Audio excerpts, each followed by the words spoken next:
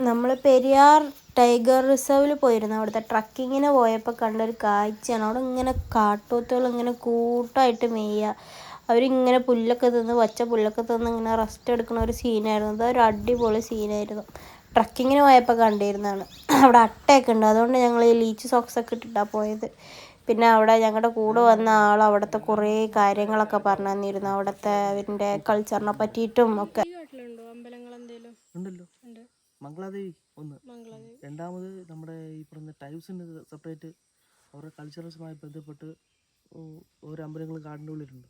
പണ്ടുണ്ടായിരുന്ന ആൾക്കാർ അത് ഓരോ ഈ പറഞ്ഞ സമയമുണ്ട്. മാർച്ച് ഏപ്രിൽ ആ സമയങ്ങളിലൊക്കെ ഉത്സവം ഉണ്ട് അവിടെ. അല്ലാതില്ല.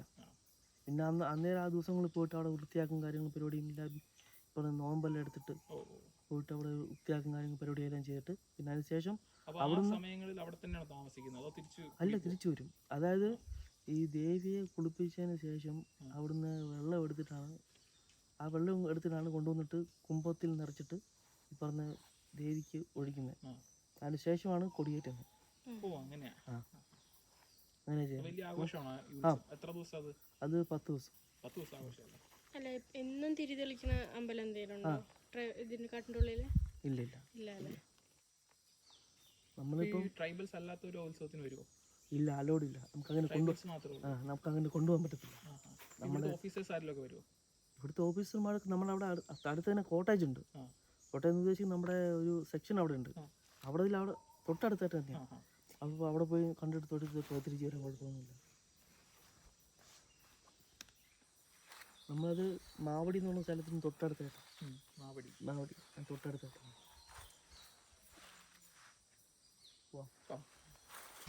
പിന്നെ ഞങ്ങൾ കണ്ടിരുന്നത് അവിടെ കാട്ടിലത്തെ ആൾക്കാർ മീൻ പിടിച്ചിട്ട് അവിടെ നിന്ന് തന്നെ വിൽക്കണതാണ്. അവർ മീൻ പിടിക്കാൻ അവർക്ക് അനുമതിയുണ്ട്. മീൻ പിടിക്കുക, തേന ശേഖരിക്കുക ഒക്കെ ചെയ്യാൻ പറ്റും. അപ്പം മീൻ പിടിച്ചിട്ട് അവർ റിസോർട്ടിലുള്ളവർക്ക് തന്നെ കൊടുക്കുക. അവിടെ ഉള്ളവർ തന്നെ അത് വാങ്ങും. എന്നിട്ട് അവിടെ നിന്നാണ് അത് കച്ചവടം ചെയ്ത് പോണത്.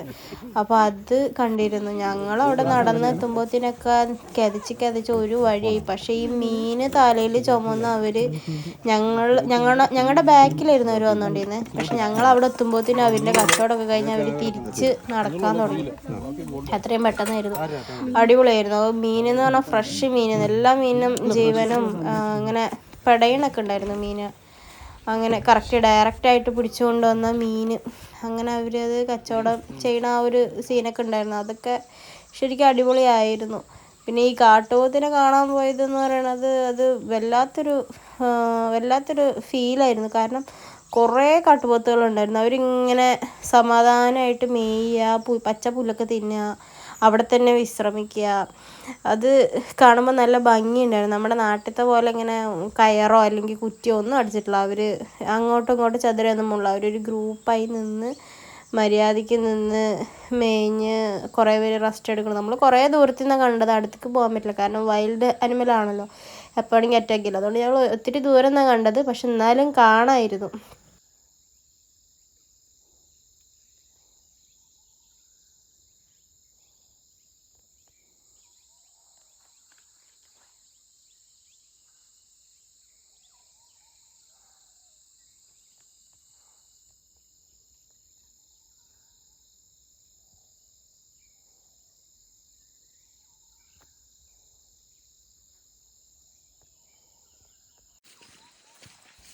പിന്നെ ഞങ്ങളിങ്ങനെ ഉൾക്കാട്ടിലൂടെ ഇങ്ങനെ നടന്നു. അപ്പോൾ ഈ മരത്തിൻ്റെ ഇടയിൽ കൂടെ ഇങ്ങനെ സൂര്യപ്രകാശം, സൺലൈറ്റ് ഇങ്ങനെ മരത്തിൻ്റെ ഇടയിൽ കൂടെ വരുന്നതാണ് ഭയങ്കര രസമായിരുന്നു.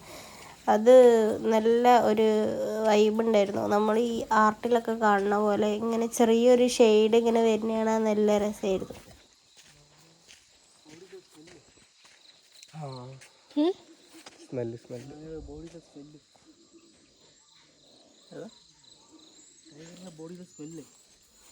പിന്നെ ഞങ്ങൾ അവിടെ ഭീകരമായൊരു സംഭവം കണ്ടതെന്ന് വെച്ചാൽ ഈ കലമാൻ്റെ കൊമ്പ്, കാട്ടുപോത്തിൻ്റെ കൊമ്പും തല ഒക്കെ ആ സാധനങ്ങളൊക്കെ. പിന്നെ ആനൻ്റെ പല്ലുണ്ടായിരുന്നു. അത് കാണുന്ന പോലെ ഒന്നല്ല, അത് ഭയങ്കര വെയിറ്റാണ്. ആ കലമാൻ്റെ ഒരു കൊമ്പ് പിടിക്കുമ്പോഴത്തേനും തന്നെ നല്ല വെയിറ്റ് ഉണ്ട്.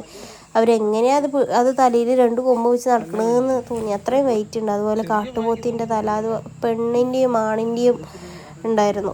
അത് പിന്നെ ആനൻ്റെ പല്ല് എന്തോ ഏജ് ഡിഫറൻസ്, അതൊക്കെ അവർ ആ പല്ല് വെച്ചിട്ട് അവർ പറയണുണ്ട്.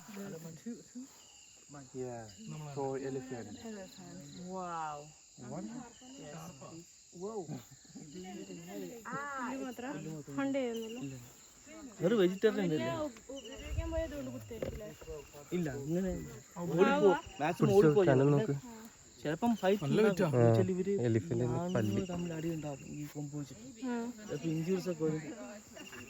ഇവർ തമ്മിലുള്ള അടിയുള്ളൂ, തമ്മിലുള്ള അടി മനുഷ്യന്മാരൊന്നും ചെയ്യില്ല. ഇത് ഫീമെയിലാണ്.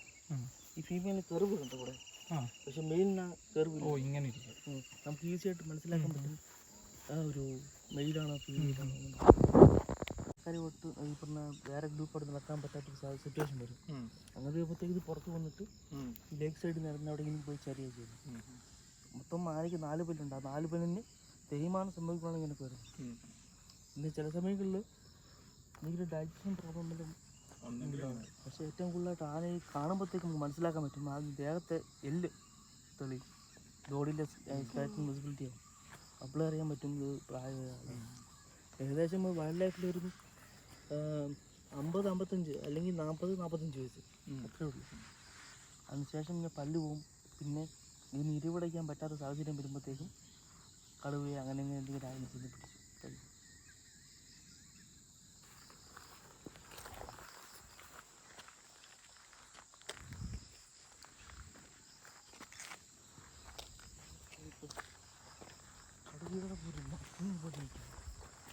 ആ ശരിയാ കേട്ടോ.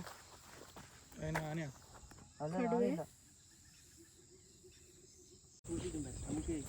പിന്നെ ഞങ്ങൾ പോണ വഴിക്ക് കടുവൻ്റെ കാൽപ്പാട്, കടുവ വന്ന് മാന്തി പോയ സംഭവങ്ങളൊക്കെ കണ്ടിരുന്നു. തലേന്ന് ട്രക്കിങ്ങിന് പോയ ആൾക്കാർ കടുവനെ നേരിട്ട് കണ്ട് അവർ സൈറ്റ് ചെയ്തിട്ടുണ്ടായിരുന്നു. അതിൻ്റെ വീഡിയോ ഒക്കെ അവർ ഞങ്ങൾ കാണിച്ചു തന്നു. അപ്പോൾ അതുകൊണ്ട് കടുവൻ്റെ ആ ഒരു പ്രസൻസ് ഉള്ളതുകൊണ്ട് അവിടെ വേറെ അനിമൽസ് ഒന്നും അധികം കാണാൻ സാധ്യതയില്ല എന്നൊക്കെ പറഞ്ഞിട്ടാണ് പോയത്. പക്ഷെ എന്നാലും ഞങ്ങൾ അത്യാവശ്യം സാധനങ്ങളൊക്കെ കണ്ടു. അതുപോലെ പോണ വഴിക്ക് കടുവ വന്നിങ്ങനെ ടെറിട്ടറി മാർക്ക് ചെയ്തതിൻ്റെ കാൽപ്പാടും അങ്ങനത്തെ സാധനങ്ങളൊക്കെ ഉണ്ടായിരുന്നു. അതൊക്കെ നല്ല രസമായിരുന്നു. കടുവൻ്റെ ആണോ ചോദിച്ചാൽ നമുക്കത് എടുത്തറിയാനൊന്നും പറ്റില്ല. ആനൻ്റെ കാൽപ്പാട് മാത്രം നമുക്ക് കൃത്യമായിട്ട് അറിയാം, കാരണം അത് വലിയൊരു കുഴിയായിരുന്നു. പക്ഷെ കടുവൻ്റെ ഒന്നും നമുക്ക് അങ്ങനെ മനസ്സിലായില്ല. പക്ഷെ അവർ പറഞ്ഞു മനുഷ്യനെയൊക്കെ കൊല്ലാന്ന് പറയുന്നത് പിടിച്ചോണ്ട് മനുഷ്യനെ കൊല്ലും, പക്ഷെ ഇവർ അങ്ങനെ കഴിക്കത്തില്ല. ഇവർ നമ്മൾ ഈ ഓർഗൻസ് മൊത്തം വലിച്ച് പുറത്തിട്ട് അഴുകിയിട്ട് അവർ നക്കിയെ കഴിക്കുന്നു. പെട്ടെന്ന് ഡൈജഷൻ ആകാനും ഫുഡ് ഒത്തിരി ദിവസം കിടക്കുന്നതുകൊണ്ട് പരിസരത്ത് വേറെ ഒറ്റ ആനിമൽസ് വരത്തില്ല. അതുകൊണ്ട് തന്നെ ഈ പറഞ്ഞ കടുവയ്ക്ക് ഇഷ്ടം പോലെ ഫുഡ് കിട്ടിയാലും ഒരു ലിമിറ്റഡായ ഒരു ഫുഡ് മാത്രമേ കൊടുക്കത്തില്ല. കിട്ടുന്നതിനെ കുറിച്ച് വേറെ എന്ന് വെച്ചാൽ കുരങ്ങുണ്ട്, അണ്ണാനുണ്ട്, ഇവരെല്ലാം സിഗ്നൽ കൊടുക്കും.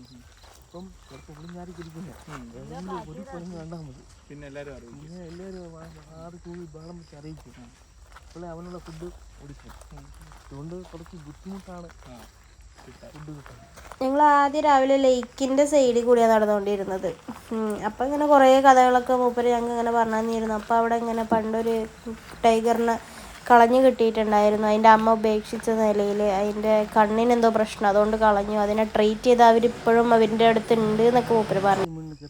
ഇപ്പം ഇതിൻ്റെ ഫിസിക്കൽ കണ്ടീഷൻ കുറച്ച് മോശമായതുകൊണ്ട് ഒരാളറിഞ്ഞ് ചെക്ക് ചെയ്തപ്പോഴത്തേക്കും കുറച്ച് അവശതയായിരുന്നു. പിന്നെ ഡോക്ടറെ പോയി കണ്ട് ഡോക്ടർ ഒന്ന് ചെക്ക് ചെയ്തപ്പോഴാണ് മനസ്സിലാകുന്നത് അതിന് ഒരു കണ്ണിന് തിമിരം ബാധിച്ചതാണ്. തിമിരം ബാധിച്ച് ഒരു കാലെന്തോ പ്രശ്നമായിട്ട് നടക്കാൻ ബുദ്ധിമുട്ടുണ്ട്. അങ്ങനെയാണ് അതിനെ പരിപാലിച്ച് ഇപ്പം 5-5 വയസ്സായിരുന്നു. ഇപ്പോൾ ഇവിടെ ഉണ്ട്, പക്ഷെ നമുക്ക് ഓപ്പൺ ചെയ്യാൻ പറ്റത്തില്ല. എന്നുവെച്ചാൽ അവൻ്റെ അമ്മയാണ് അതിന് കണ്ട് ചെയ്യാൻ പഠിപ്പിക്കുന്നത്. കണ്ട് ചെയ്യാനും ഹൈഡ് ചെയ്യാനൊക്കെ പഠിപ്പിക്കുന്ന അമ്മയാണ്. നമ്മളതിനെ പഠിപ്പിച്ചാലും അത് എത്രത്തോളം എപ്പോഴാ എടുത്തത് ചെയ്യുമെന്ന് നമുക്ക് പറയാൻ പറ്റത്തില്ല. നമ്മൾ ടീച്ച് ചെയ്യുന്നുണ്ട്. ഇവിടെ ഉണ്ട്. അത് കേജിൻ്റെ അകത്താണ്. കേജിൻ്റെ അകത്തിന് ഫീമെയിൽ ടൈഗറായ കൊണ്ട് തന്നെ ഒരു 5 വയസ്സ് പറഞ്ഞാൽ ഒരു ടീനേജ് ഏജൊക്കെയാണ്. അതായത് ഇവർ ഹോർമോൺ സ്പ്രെഡ് ചെയ്യും വേറെ.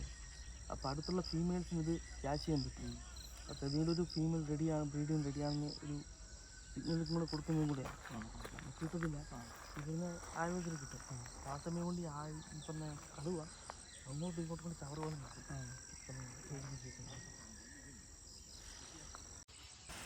ഇത് കണ്ടോ, ഇത് ഇങ്ങനെ ഒരു ചങ്ങാടം കെട്ടിയിട്ട് അതിൽ കയറി നിന്നിട്ടാണ് നമ്മൾ ലേക്കിൻ്റെ അപ്പുറത്തേക്ക് എത്തിയത്.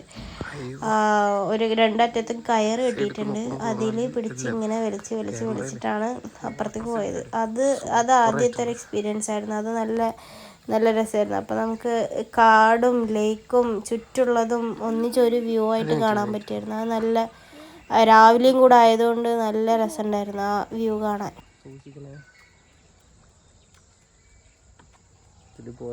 ആ കിളികളുടെ സൗണ്ടും ചെറിയ രീതിയിലുള്ള സൗണ്ടും വെള്ളത്തിൻ്റെ സൗണ്ടും ഒക്കെ കൂടെ നല്ല ഒരു അടിപൊളി വ്യൂ ആയിരുന്നു.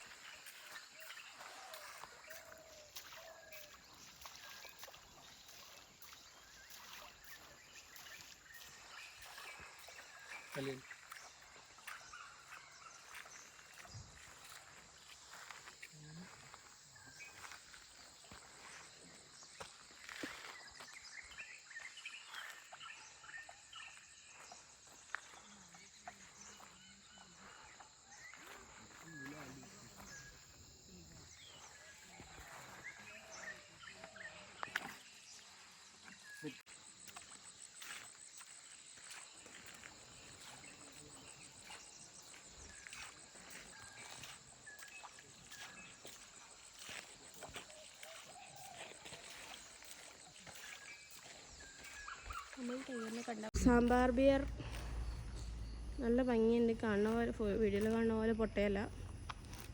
പിന്നെ ഈ കൊമ്പൊക്കെ നല്ല മരം പോലെ ഉള്ളത്, നല്ല ഷാർപ്പാണ് എഡ്ജൊക്കെ. കേരളത്തിലെ ഏറ്റവും വലിയ മാനാണ്. 4 ടൈപ്പ് ഓഫ് മാനിൽ ഏറ്റവും ബിഗ്ഗസ്റ്റ് മാനാണ്. ഇതിപ്പോൾ ശരിക്കും കണ്ടാൽ നമ്മുടെ ഒരു പോത്തുകുട്ടി വീണ പോലെ ഉണ്ട്, ചെറിയൊരു പോത്തുകുട്ടി. നല്ല ഇവിടെ കറക്റ്റായിട്ട് വെട്ടി വെച്ചിട്ടുണ്ട്. ഇത് സംഭവം മൂപ്പരാണ് രാവിലെ വന്ന് പണിയെടുക്കണത്. Paid work. നിങ്ങളിപ്പോൾ കണ്ടുകൊണ്ടിരിക്കുന്നത് കലമാനെയാണ്, സാമ്പാർ ബിയർ. ഇത് വളരെ അടുത്താണ്. ഇത് ഇങ്ങനെ ആടൊക്കെ വീണ പോലെ ഇവിടെ പേഞ്ഞ് കിടക്കുന്നുണ്ട്. കണ്ടോ, സോ ബ്യൂട്ടിഫുൾ. ഇതാ തലയൊക്കെ പൊക്കി നോക്കുന്നുണ്ട്, ബുഷൊക്കെ കടിച്ച് സെറ്റാക്കുന്നുണ്ട്.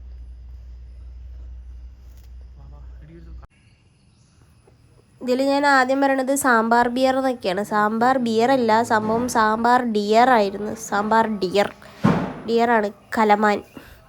അപ്പോൾ ഇവർ നമ്മൾ നിന്ന റിസോർട്ടിൻ്റെ താഴെ വന്നിട്ട് സാധാരണ കോഴി ആടൊക്കെ മെയ്യില്ല, അതുപോലെ നിന്ന് പുല്ല് മെയ്യുക. നമ്മളൊന്നും തീരെ പേടിയില്ല, നമ്മളടുത്ത് കൂടെ പോയാലും പേടിയൊന്നുമില്ല. പിന്നെ നമ്മളാണ് അതിൻ്റെ കൊമ്പും ഒരു രൂപവും അത്യാവശ്യം നല്ല വലുപ്പമുണ്ട്, നമ്മളെക്കാട്ടി വലുപ്പമുണ്ട്. അതുകൊണ്ട് നമ്മളടുത്ത് പോകാൻ പേടിച്ച് നിൽക്കുകയാണ്. പക്ഷെ അവിടെ അവർ പറയണത് അടുത്ത് പോയാലും ഒന്നും ചെയ്യൊന്നുമില്ല, അങ്ങനെ ചെയ്യലില്ല, അവരൊന്നും ഇതുവരെ ഒന്നും കാട്ടിയിട്ടില്ല എന്നൊക്കെയാണ്. ആൾ വന്ന് ഡെയിലി വരും അത്ര, 2-3 ഉണ്ട്. അവരിങ്ങനെ വരും, പുല്ലൊക്കെ തിന്നിട്ട് പോവും. അങ്ങനെ പേടിയൊന്നുമില്ല അവർക്ക് കാര്യമായിട്ട് എന്നൊക്കെയാണ് പറഞ്ഞിരുന്നത്. സത്യം പറഞ്ഞാൽ വീട്ടിൽ പുല്ല് വളർത്തിട്ട് ഒരു പശുവിനെ മേടിച്ചാൽ മതി, ഇങ്ങനെ വൃത്തിയായിട്ട് കിടന്നു മൊത്തം പറിച്ചു കൊടുക്കുക.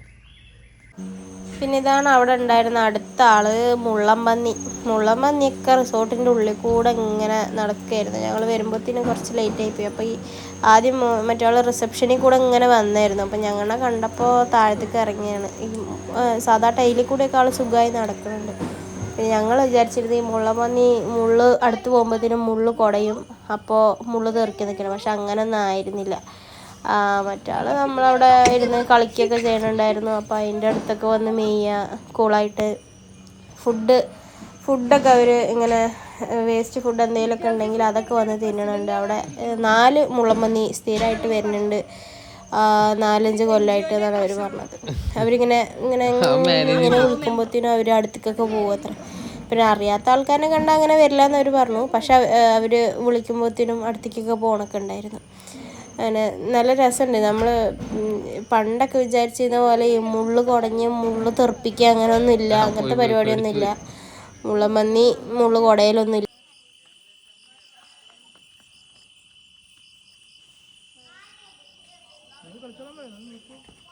ഞങ്ങളെ നീ ഒറ്റക്കല്ലേ വെച്ചിട്ട് എന്തോ ഒരു സുഖമല്ല, നീ ഇവിടെ വന്നിരുന്നാണ്. ഈ മുള്ളമ്പന്നിക്കാണെങ്കിൽ തീരെ പേടിയുണ്ടായിരുന്നില്ല. അവിടെ ഒരു പാർക്കുണ്ട്, അതിൻ്റെ ഇടയിൽ കൂടെ ഇങ്ങനെ നടക്കുക. അവിടെ ഒരു ചെറിയ കുട്ടി ഉണ്ടായിരുന്നു, അതിൻ്റെ അടുത്തേക്കൊക്കെ പോയി അതൊക്കെ പെരും കരച്ചിലായിരുന്നു. മറ്റാൾ കൂളായിട്ട് ഇങ്ങനെ ഫുള്ള് ഇങ്ങനെ ചുറ്റി നടക്കലായിരുന്നു അവിടെ പരിപാടി. ആരെയും പേടിയില്ല, ആർക്കും പേടിയില്ല, അങ്ങനത്തെ ഒരു ആറ്റിറ്റ്യൂഡിൽ ഇങ്ങനെ കൂളായിട്ട് നടന്നു പോകുന്നുണ്ടായിരുന്നു. അതിൻ്റെ കൂടെയുള്ള പെയറാണ് ഇവർ രണ്ടാളും ഇനി 2 കൂടെ ഉണ്ട് അത്ര അവിടെ. അവർ വരും, വന്നിട്ട് ഇങ്ങനെ അവിടെ എന്തെങ്കിലുമൊക്കെ ഉണ്ടെങ്കിൽ അതൊക്കെ തിന്നിട്ടൊക്കെ പോകും. ഫീഡ് ചെയ്യണത് ലീഗലൊന്നുമല്ല, അതുകൊണ്ട് അവർ തിന്നാനൊന്നും കൊടുക്കില്ല. പക്ഷെ എന്നാലും അവിടെ എന്തെങ്കിലുമൊക്കെ ഇപ്പോൾ ടൂറിസ്റ്റ് വരുന്നതൊക്കെ അല്ലേ, അപ്പോൾ എന്തെങ്കിലുമൊക്കെ താഴെ എന്തെങ്കിലുമൊക്കെ ഉണ്ടെങ്കിൽ അത് തിന്നും. എന്തെങ്കിലുമൊക്കെ അങ്ങനെ വന്നിങ്ങനെ കുറച്ച് നേരമൊക്കെ നിന്ന് സമാധാനമായിട്ട് പോകും. നമ്മൾ വീഡിയോ എടുക്കാനോ ഫോട്ടോ എടുക്കാനോ വേണ്ടി അടുത്ത് പോകുമ്പോഴൊന്നും അവർക്ക് വിഷയമില്ല, അവർക്ക് പേടിയില്ല, അവർ കൂളായി നിൽക്കുന്നുണ്ട്. ഇത്ര അടുത്തുനിന്ന് ഒരു മുള്ളമ്പന്നീനെ ആദ്യമായിട്ടാണ് കാണുന്നത്. അതുപോലെ അവർ അങ്ങനെ അക്രമകാരികളൊന്നുമല്ല, അവർ ഭയങ്കര കൂളായിട്ടായിരുന്നു ബിഹേവ് ചെയ്തത്.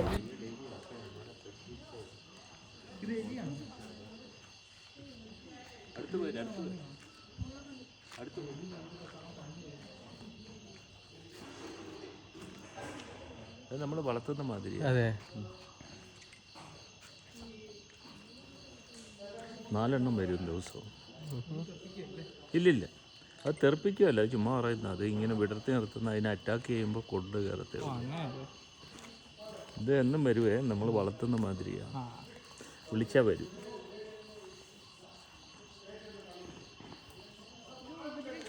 ഇല്ലില്ല, ഇതിപ്പോൾ ചുമ്മാ ഇട്ട് കൊടുത്തേക്കുക. പിന്നെ അവിടെ ഊഞ്ഞാലൊക്കെ ഉണ്ടായിരുന്നു, ഞാൻ ഊഞ്ഞാലൊക്കെ ഇട്ട് പറത്തി കൊടുത്തിട്ടുണ്ട്.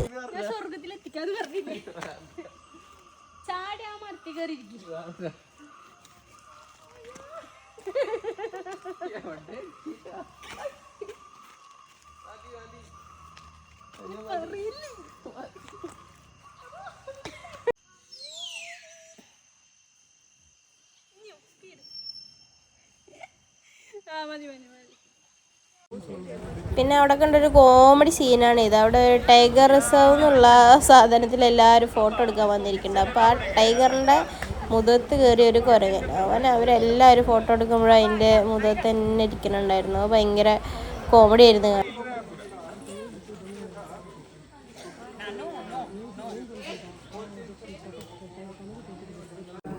ഇത് ബോട്ടിങ്ങിന് പോകാൻ വേണ്ടിയിട്ടുള്ള സ്ഥലത്തു നിന്നുള്ള വ്യൂ ആണ്. അതൊരു നൈസ് വ്യൂ ആണ്. അവിടെ നിന്നാൽ നമുക്ക് ലേക്ക് ഏകദേശം മൊത്തത്തിൽ കാണാൻ പറ്റും. ലേക്കും കുറച്ച് കാടും ഒക്കെ കൂടെ ഒരു സീനറി ലുക്കിൽ നമുക്ക് കാണാൻ പറ്റും. അതൊരു അടിപൊളി വൈബ് സ്ഥലമായിരുന്നു. പിന്നെ ഞങ്ങൾ ബോട്ടിങ്ങിന് പോയിട്ട് സത്യത്തിൽ ഏകദേശമൊക്കെ കണ്ടു എന്ന് വേണമെങ്കിൽ പറയാം. ഞങ്ങൾ പോയത് കറക്റ്റ് ടൈമായിരുന്നു, വൈകുന്നേരം. അപ്പോൾ മാനുകളെ കണ്ട്, പോത്ത്, ഏകദേശമൊക്കെ എല്ലാ സാധനത്തിനെയും കണ്ടു. കുറേ ഡിഫറെൻറ്റ് ടൈപ്സ് ഓഫ് പക്ഷികൾ ഒക്കെ കണ്ടിരുന്നു. പന്നി ഒക്കെ ഉണ്ടായിരുന്നു, നല്ല രസമായിരുന്നു. അപ്പോൾ ആ ഒരു കറക്റ്റ് ടൈം ആയതുകൊണ്ട് അവർ വെള്ളം കുടിക്കാനോ ഇതിനൊക്കെ ഇറങ്ങുന്ന ഒരു സമയമായിരുന്നു. ഞങ്ങൾ 3:30 ബോട്ടിങ്ങിനായിരുന്നു പോയത്, അതുകൊണ്ടെല്ലാം കാണാൻ പറ്റി. പക്ഷെ ആകെയുള്ളൊരു പ്രശ്നം എന്താണെന്ന് വെച്ചാൽ അവർ പറയുന്ന സീറ്റിൽ വേണം നമ്മൾ ഇരിക്കാൻ. അപ്പോൾ നമുക്ക് വിൻഡോ സീറ്റ് വേണം, സൈഡ് സീറ്റ് വേണം പറഞ്ഞൊന്നും കാര്യമില്ല. നേരത്തെ ബുക്ക് ചെയ്താൽ ആ സീറ്റ് കിട്ടും. അല്ലെങ്കിൽ ഞങ്ങളിരുന്ന പോലെ സെൻറ്ററിലായി പോകും. സെൻറ്ററിലായാൽ പിന്നെ അവർ കാണിച്ചു തരുന്നുണ്ട് ബോട്ട്. അവർ മെയിൻ സംഭവത്തിക്കൊക്കെ എത്തുമ്പോൾ അവർ ബോട്ട് ഫുള്ള് ഇങ്ങനെ റൊട്ടേറ്റ് ചെയ്യും. അവിടെ തന്നെ ഇട്ട് തിരിച്ച് 2 സൈഡിലുള്ള ആൾക്കാർക്ക് കാണാൻ പറ്റുന്ന രീതിയിൽ ബോട്ട് അവരാക്കി കാണിക്കണൊക്കെ ഉണ്ട്. പക്ഷെ എന്നാലും ഒരു വിൻഡോ സീറ്റിൽ അല്ലെങ്കിൽ സൈഡ് സീറ്റിൽ ഇരുന്ന് പോകണ ആ ഒരു സുഖം, ഒരു ഫീല് സെൻറ്ററിൽ ഇരിക്കുന്നവർക്ക് ഉണ്ടാവില്ല എന്നാണ് എനിക്ക് തോന്നുന്നത്. വളരെ അടിപൊളിയായിരുന്നു. കുറേ അനിമൽസിനെ ഒന്നിച്ച് കാണാൻ പറ്റി. അവിടെ 2 മാന്, ഒരു പന്നി, കാട്ടുപോത്ത്, അവരൊക്കെ ഒന്നിച്ച് നിന്ന് മേയ്ണ സ്ഥലവും ഉണ്ടായിരുന്നു. ഒരു ഗ്രൂപ്പ് പോലെ എല്ലാവരും കൂടെ ഒരു സ്ഥലത്ത് എല്ലാവരും ഉണ്ടായിരുന്നു. പന്നീൻ്റെ മുതുകത്ത് ഒരു കാക്കയോ കുയിലോ എന്തോ ഇരിക്കുന്നുണ്ടായിരുന്നു. അങ്ങനെ അത് നല്ല രസമായിരുന്നു കാണാൻ, എല്ലാവരും ഒരു സ്ഥലത്ത് ഒന്നിച്ചിട്ട്.